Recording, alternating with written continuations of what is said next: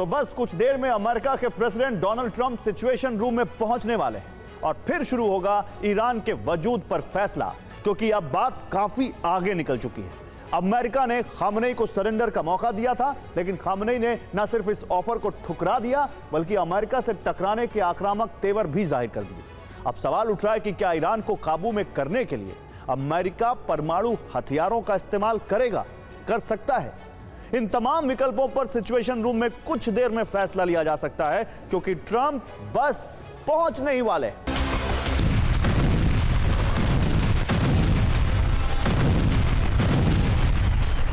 इतनी तबाही के बाद भी इजराइल रुका नहीं है।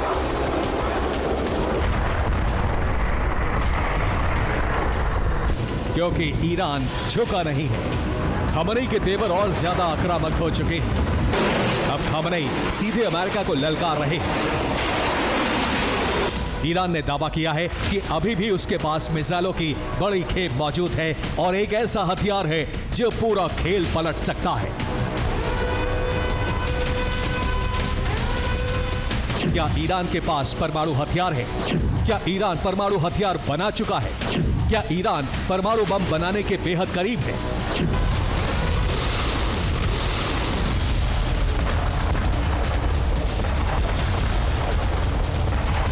और इसके लिए इजराइल बौखला रहा है, कहीं ईरान अंतिम प्रहार के रूप में परमाणु बम का इस्तेमाल न कर दे।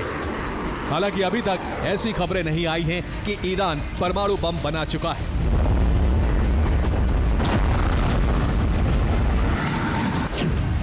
लेकिन मोसाद का इनपुट है कि ईरान परमाणु बम करीब करीब बना चुका है, जबकि पेंटागन का इनपुट है कि ईरान के पास न्यूक्लियर बम बनाने की तकनीक है। कुछ महीने पहले IAEA ने बताया था कि ईरान परमाणु बम बनाने के लिए 80 से 90% यूरेनियम का एनरिचमेंट कर चुका है। यही वजह है कि इजराइल और अमेरिका ईरान के तमाम परमाणु फैसिलिटी को तबाह कर देना चाहते हैं। अभी तक अमेरिका इस ऑपरेशन में शामिल नहीं हुआ है। इजराइल को बैकडोर से मदद की जा रही है। लेकिन अब ट्रंप के तेवर बता रहे हैं कि ईरान में कुछ बड़ा होने वाला है।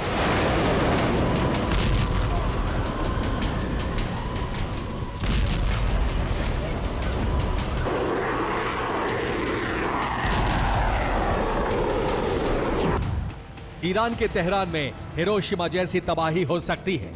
ईरान के कोम में नागासाकी जैसा विस्फोट हो सकता है और अमेरिका तबाही ला सकता है। 80 साल बाद फिर से एटमी सर्वनाश हो सकता है, क्योंकि ट्रंप पूरी तरह तैयार है।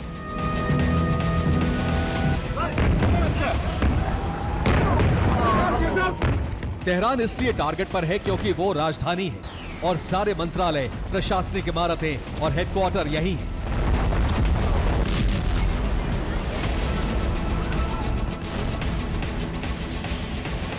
जबकि एक परमाणु फैसिलिटी भी है, लेकिन कोम इसलिए टारगेट पर है क्योंकि वहां फोर्दो एटमी ठिकाना पड़ता है।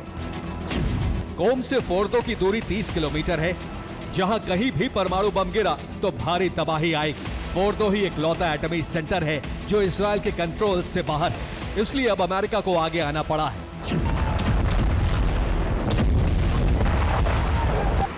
इजराइल और अमेरिका के पास ईरान को रोकने के लिए आखिरी विकल्प परमाणु हथियार ही है। खामनेई के अस्तित्व को खत्म करने का विकल्प सिर्फ एटम बम का इस्तेमाल है, क्योंकि ईरान बेकाबू होता जा रहा है।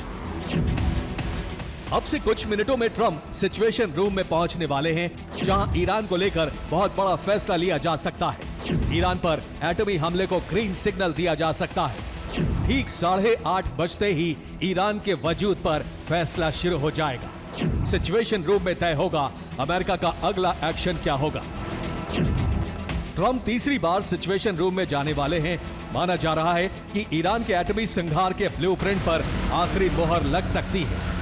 अब सवाल ये उठ रहा है कि इसके लिए इजराइल फ्रंट फुट पर रहेगा या अमेरिका सीधे कमान संभालेगा।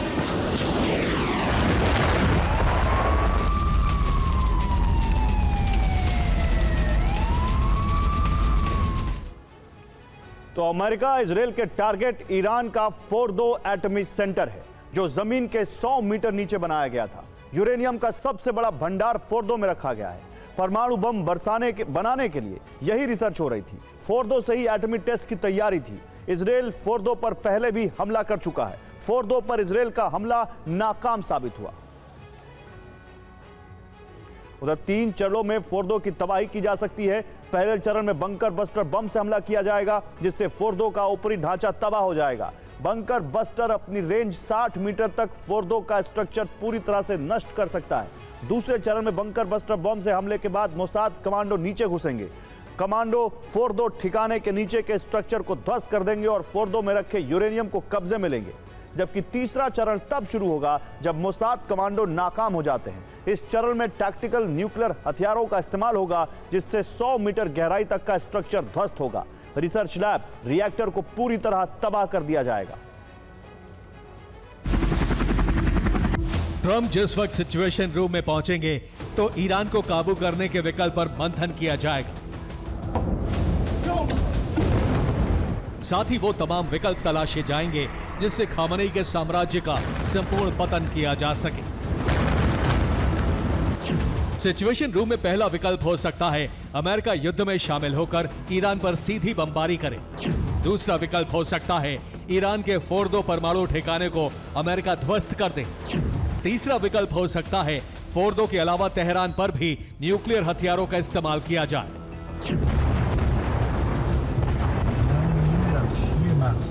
यानी ट्रंप तैयारी कर रहे हैं कि अमेरिका इतिहास में दूसरी बार परमाणु हमला करके निर्णायक जीत हासिल करे।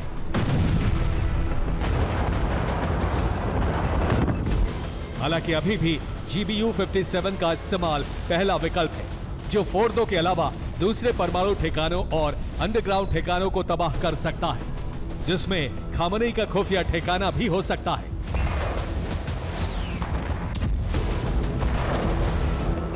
अमेरिका लगातार दावा कर रहा है कि उसके पास खामनेई की सीक्रेट लोकेशन का इनपुट है। वो कभी भी बंकर बस्टर बम गिरा सकता है।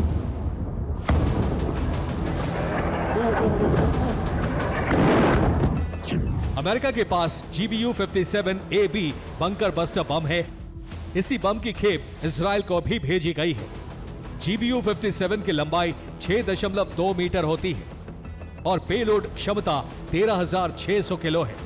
यह जमीन में 61 मीटर गहराई तक हमला कर सकता है। इजराइल इसका इस्तेमाल फोर्दो और दूसरे एटमी सेंटर पर कर चुका है, लेकिन ईरान ने दावा किया है कि फोर्दो को ज्यादा नुकसान नहीं हुआ है, क्योंकि वो 100 मीटर नीचे है। अब अगर ट्रंप ने फोर्दो को तबाह करने के लिए टैक्टिकल न्यूक्लियर वेपन का इस्तेमाल किया तो ईरान अरब में मौजूद अमेरिकी सैन्य ठिकानों की तबाही के लिए मिसाइलों का रुख मोड़ सकता है।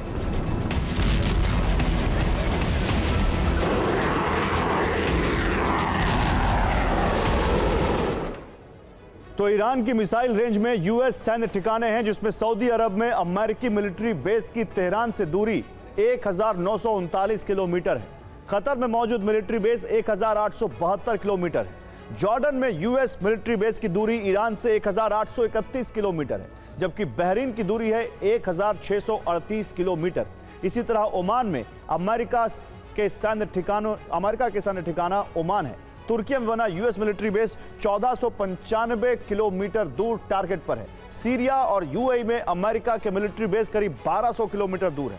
यूएस मिलिट्री बेस जो इराक में है उसकी दूरी 959 किलोमीटर है और कुवैत में अमेरिकी बेस की दूरी 750 किलोमीटर है। ये सभी ईरान की मिसाइल की रेंज में आते हैं। ईरान 3000 किलोमीटर रेंज तक की मिसाइलों का दावा करता है।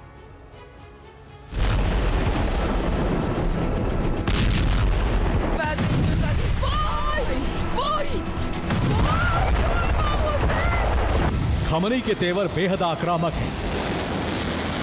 इजराइल को भी इतना अंदाजा नहीं था कि ईरान इतने बड़े प्रहार करके इजराइल को भारी नुकसान पहुंचाएगा।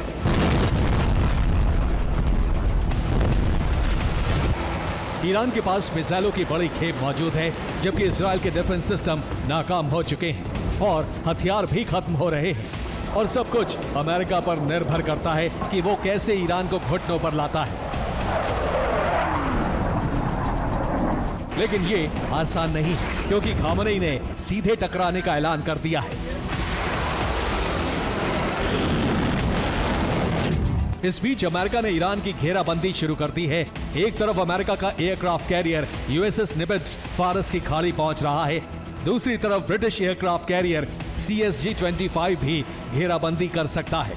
खबर है कि उसने स्वेज कैनाल पार कर ली है। इस बीच डिएगो गार्सिया पर अमेरिकी बॉम्बर GBU-57 से लैस होकर तैनात है, जो सिचुएशन रूम से ट्रंप के फरमान के बाद ईरान में तबाही मचाने के लिए उड़ान भर सकता है।